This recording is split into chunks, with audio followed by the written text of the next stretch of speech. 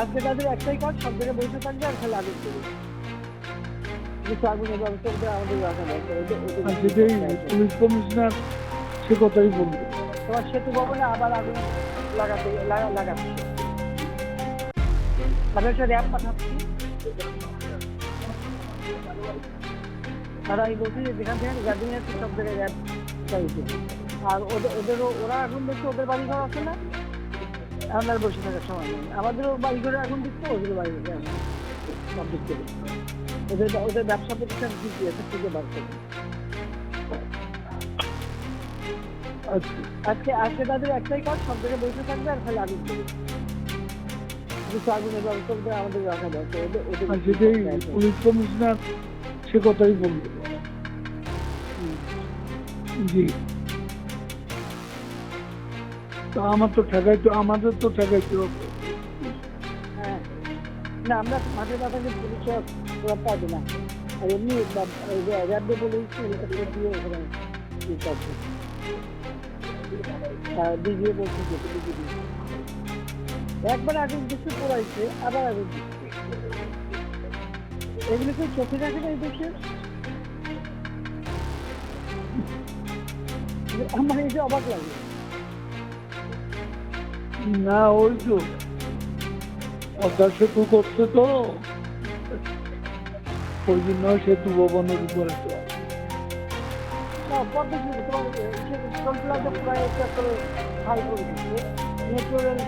জায়গায় কোথায় না আগুন দিচ্ছে। বিটিআরসি ভবন পোড়াইছে, বিটিভি ভবন পোড়াইছে। মানে বাংলাদেশটা যে উন্নতি করছে, যা যা করছে সব ধ্বংস করে দিচ্ছে। এটা বলো যে জনগণকে বলো যে আপনাদের জন্য যেটা করা হচ্ছে সেইগুলি করায় শেষ করে দিচ্ছে। আর আমাদের সাথে কথা হয় একরকম, তারা চলে গিয়ে করে আর এক আলোচনা করে। তো এর দিকে কোনো নেতাও নেই, কেউ নেই। এখন খালি আগুন দিয়ে ওকে বলে ওকে বলতে হবে। আলোচনা তো সে মাধ্যমে সবসময় চলতেছিল।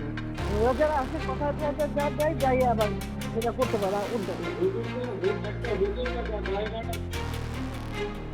ঠিক আছে, আমাদেরই তো কথা বলতেছি, বিজেপির সাথে সবসময় তো যোগাযোগও আছে, বললে কি হবে। ওরা তো এদের আসলে কোনো ইয়ে না, ওরা কথা থাকে না। ওরা তো কথা বলে রাখতে পারে না, নিজে আর একটা এদের পরামর্শদাতা ফরাদ মাজার, তারপরে যে তোমার আসিফ নজরুল,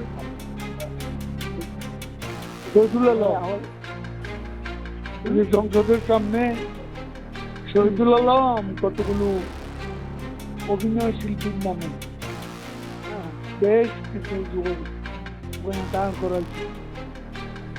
পরে আমাদের লোকজন পেশা দিয়ে ওই যে পুলিশ এদের হটাইয়া ওদিকে বের দিয়ে পান গেছে।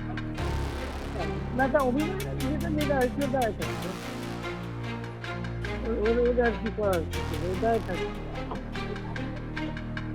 ওগুলা সংখ্যায় বাড়তেছে, দাঁড় করাইয়া এরপরে সংখ্যায় বাড়তেছে। এই জন্যই একটা দুর্বিষয়। শহীদুল আলম ইন্দব তো, হ্যাঁ হ্যাঁ, কাজে ওটা বুঝে বুঝে যে আমেরিকা পুরো ইন্দব। আমরা তাহলে 23-এ যাই, একটু গায়েবে না জানাজাটা পড়ে অন্য কিছু করে লাগবে পড়াবি আর আমরা পড়াবো। তাহলে ফোন করছিল বলো। না না না, তখন চাপ পড়ে গেছে, সরি।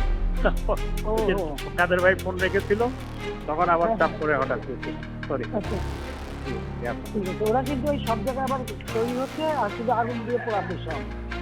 হ্যাঁ হ্যাঁ, বুঝছো? জি আপনি কাদের ভাইকে যেভাবে নির্দেশ, জি জি হ্যাঁ, না সব আমাদের লোক থাকছে না, ওরা তো আগুন দিয়ে পোড়াবে, তো ওদের বাড়ি গাড়ি আছে আর সেগুলো পাবলিক দিয়ে পোড়াবে আর কি করবে। জি জি, তাহলে অন্য কিছু করে লাগবে, তোরা পোড়াবি আর আমরা পোড়াবো। রাইট, এটাই ঠিক করতেই। আমরা এখন ওই কাদের ভাই আছে, কাদের ভাই ছিল জাস্ট একটা গায়েবানা জানাজা পরে আমরা চলে আসবো, যেহেতু প্রোগ্রাম দিয়ে দেওয়া হয়েছে। এই জন্য জাস্ট একটা গায়েবানা জানাজা পরে আমরা 10 মিনিটের মধ্যেই চলে আসবো, যার যার গন্তব্যে মহল্লা মহল্লায় চলে না, যাবে, যার যার এলাকায়, যার যার এলাকায় চলে যাবে। রাইট, হ্যাঁ বিভিন্ন এলাকায় লোক ঠিক করা এবং চলে। হ্যাঁ। সব নেতা কমিটি ওভাবে ব্যবস্থা করে।